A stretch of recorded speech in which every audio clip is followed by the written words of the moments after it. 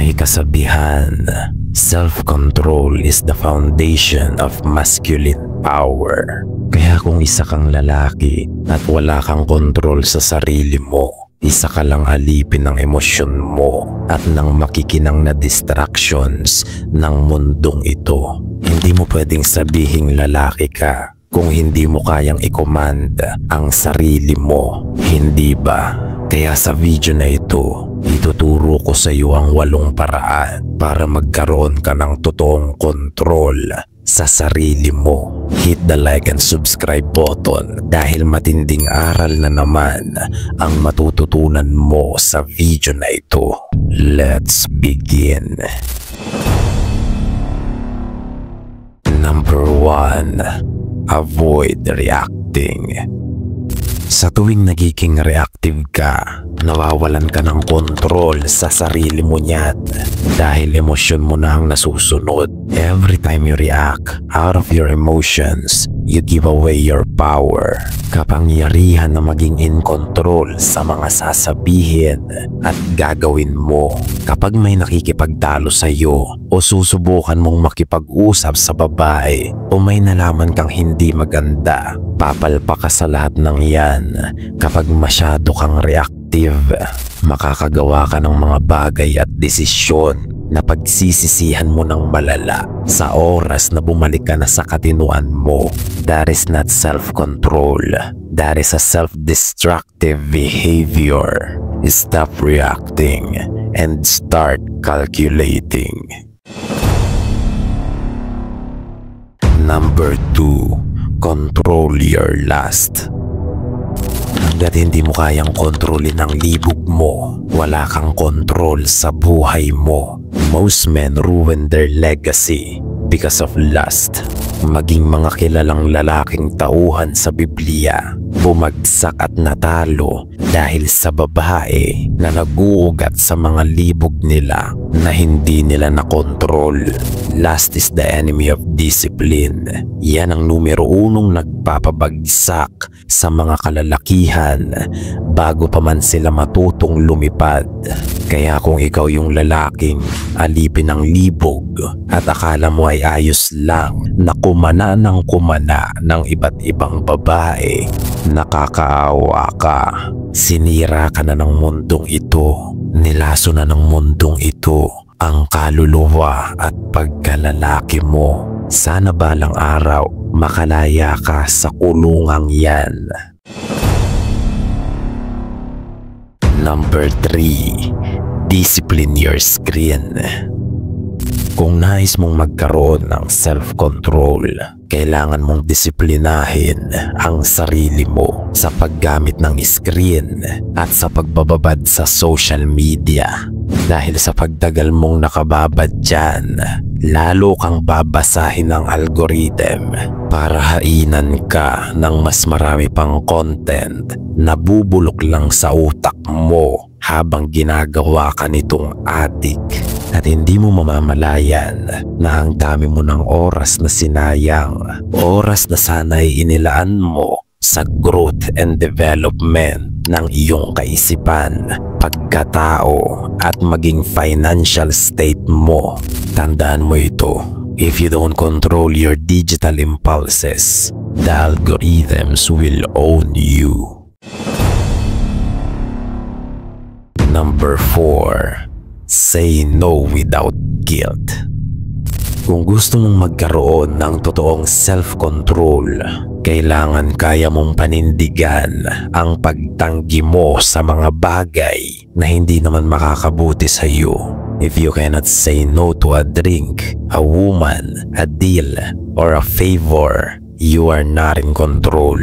Isa ka lang puppet na sunod-sunuran at oo lang ng oo kahit nauumay ka na at ayaw mo na. Magko-collapse ka na lang, hindi ka pa makatanggi. Hanggat hindi mo naayos yung yes man behavior mo, you will never have self-control. Ni hindi mo nga kontrolado ang mga choices mo, tapos gusto mong magkaroon ng self-control. Matuto ka munang humindi kapag ayaw mo talaga. Diyan nagsisimula ang tunay na kontrol sa sarili. At huwag kang magigilty kapag tumanggi ka. Because if you say no to others, you are doing yourself a favor. Unawain mo yan. Number 5. Delayed gratification. Ito ang madalas mong maririnig sa mga self-improvement na topic. Dahil totoo ang mensahe nito, makinig ka. Kung hindi mo kayang magsakripisyo kahit saglit para sa mas malaking reward, bagsak ka na agad sa delayed gratification. At ang mga lalaking walang ganyan, instant gratification ng hanap. Magtuturok yan ng kung ano-ano kaysa maging consistent sa gym dahil gusto nila instant result. Patunay na mahina silang lalaki dahil hindi kayang magsakripisyo para sa mas totoong gantimpala. Alalahanin mo, ang proyektong minadali, kulang yan sa kalidad. Madaling masira, madaling bumagsak. Ikaw, katawan mo na yan. Buhay mo na yan. Pahalagahan mo naman. Huwag mong madaliin ang lahat. Pag-aralan mo ang delaying gratification para mas pulido ang resulta. Number 6. Guard your emotions. Gaya ng libog mo, ang emosyon, kapag wala kang kontrol dito, wala ka ring kontrol sa buhay mo dahil emosyon mo na halos ang nagdidikta sa lahat ng mga desisyon at gagawin mo sa buhay.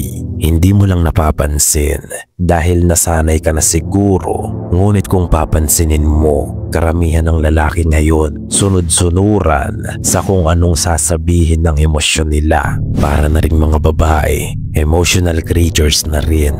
Kaya ang daming lalambot-lambot, ang daming adik, ang daming tatanga-tanga, mga feeling astig, may mga sad boy at depress, ang dami ring supot, mga adik na sa emosyon nila. Bunga lahat yan ang kawalan ng self-control. Men are becoming emotional creatures now. Yan ang dahilan kaya namamatay na ang masculinity ng mga lalaki. Emosyon na ang bagong addiction nila. Number 7. Establish your routine.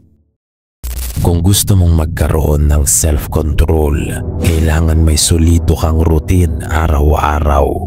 Yung routine na non-negotiable, dapat mo talagang gawin araw-araw upang hindi ka basta-basta maligaw at madistract ng kapaligiran mo. A man with a routine is a man who cannot broken easily.